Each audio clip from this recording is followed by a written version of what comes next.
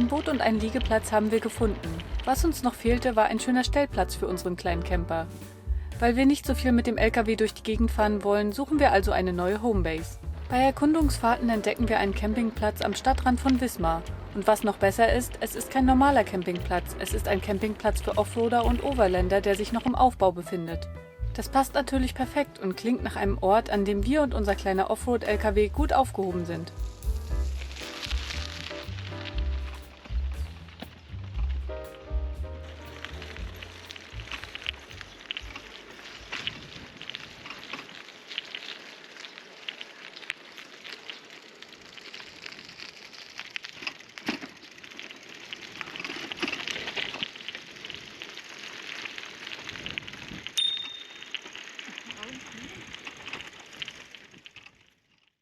Wir sind jetzt hier auf dem Offroad-Campingplatz Quaduxenbarg und also es ist ein altes NVA-Gelände und ich glaube, das hat 5 Hektar. Ja, genau. Und das ist sehr hoch gelegen, also auf über 70 Meter über Meeresspiegel. Ja, die Anfahrt mit dem Fahrrad ist schon echt steil. Mhm. Ja, aber hier gibt es ganz viele Stellplätze. Einmal gibt es so eine gerade Fläche, da können dann auch normale Wohnmobile stehen. Und dann, wenn man aber ein bisschen einsamer stehen möchte, kann man eben auch ins Grüne fahren. Ja, da gibt es ziemlich coole Strecken. Also da fahren wir jetzt auch gleich mal einmal lang. Da kann man sich, also geht recht steil runter, manchmal auch wieder rauf. Und also man kriegt es auch vielleicht ohne Allrad hin. Ja, also Also- letztens ist da auch ein T4 reingefahren. Ja, also das geht halt alles, wenn es trocken ist. Und da kann man recht einsame Plätze finden. Und das ist schon ganz cool. Also es wird auch alles noch ausgebaut. Ist so wohl geplant, die Offroad-Strecke. Genau, um das Fahrzeug ein bisschen, also um sein eigenes Fahrzeug ein bisschen kennenzulernen, so auch mal mit einer Verschränkung oder Ja. mit einer Steigung. Ist auf jeden Fall ziemlich spannend. Und da fahren wir erstmal ein bisschen lang und zeigen euch mal das Gelände.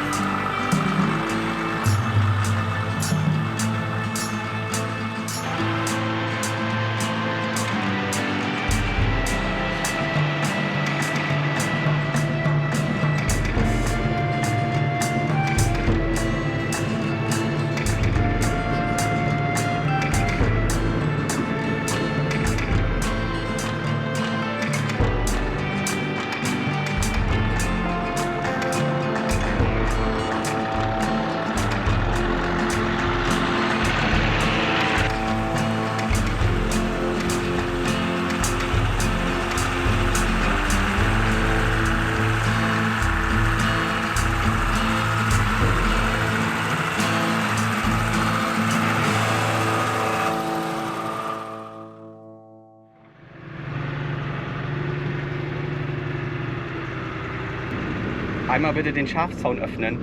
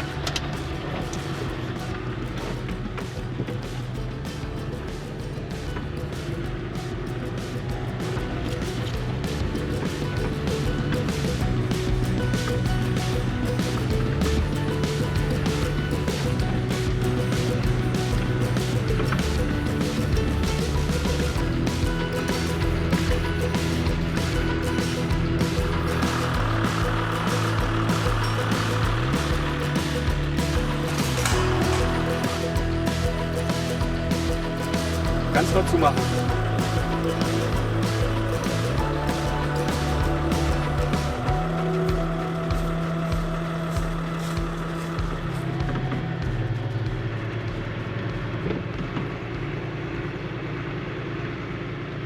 Sollte gehen. Ja.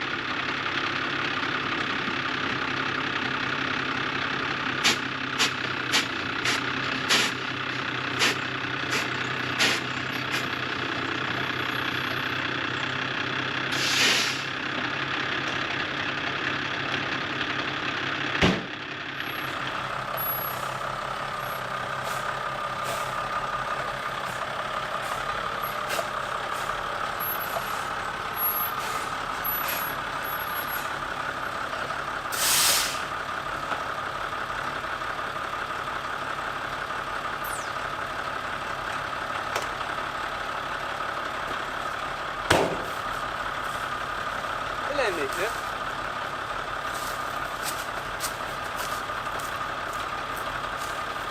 Das hätte ich jetzt nicht gedacht. Ich dachte, da kommen wir problemlos hoch. Aber ich will jetzt auch nicht die ganze Strecke kaputt fahren, sonst würde ich es nochmal mit Anlauf versuchen. Aber es ist auch ganz schön knapp. Ich muss mal den Spiegel einklappen und unsere Fensterkurbel ist kaputt. Deswegen muss ich jetzt mal die Tür aufmachen, Spiegel einklappen, sonst komme ich da nicht hoch. Aber ich bin geneigt, noch einen Versuch zu machen, aber dann höre ich auf, glaube ich.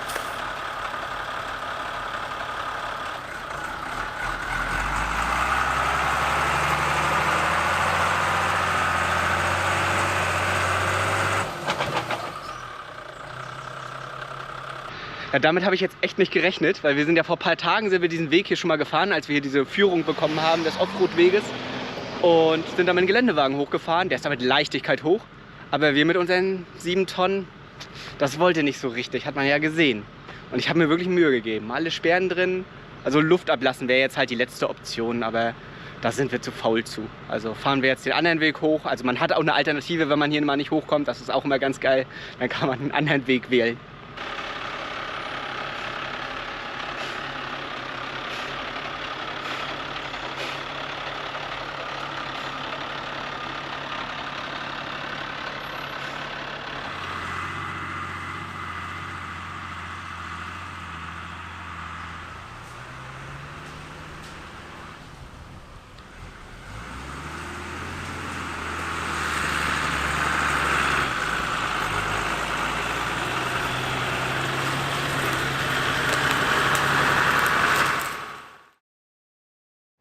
Nachdem wir den Hügel dann nicht hochgekommen sind, haben wir abends halt darüber nochmal diskutiert und so waren das das kann eigentlich gar nicht sein, weil so eine Steigung sind wir sonst auch schon hochgefahren und dann haben wir uns die Aufnahmen nochmal angeguckt und dann haben wir festgestellt, dass nur die vorderen Räder durchradiert haben und sind dann natürlich ein bisschen stutzig geworden.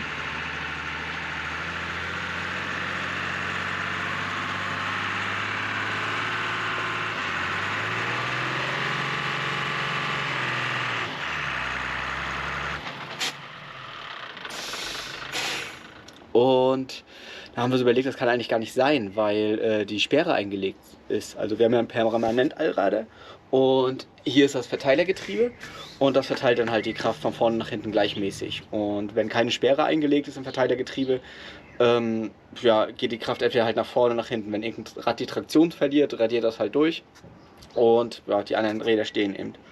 Und um das Ganze halt zu umgehen, kann man halt im Verteilergetriebe die Sperre einlegen und dann wird die Kraft gleichmäßig auf Vorder- und Hinterachse verteilt. Und das Ganze ist halt nicht passiert. Und das ist natürlich auch ein Grund, warum wir halt den Berg nicht raufgekommen sind.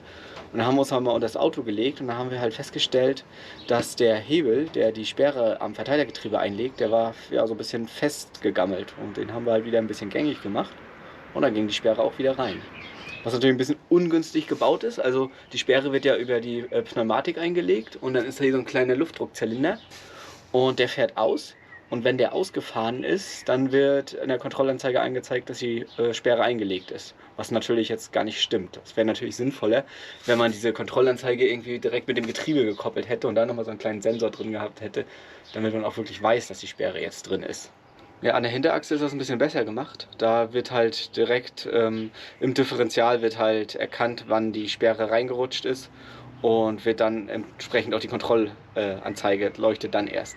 Und somit, weil die Kontrollanzeige überleuchtete, gingen wir halt gar nicht davon aus, dass das nicht funktionieren könnte. Weil so im Alltag fällt das halt auch gar nicht auf. Ja, und wenn wir jetzt halt schon dabei sind, machen wir halt gleich einmal durchgängig Wartung. Einmal Achsen abfetten und Ölwechsel und noch so ein paar Kleinigkeiten, die sich so angehäuft haben.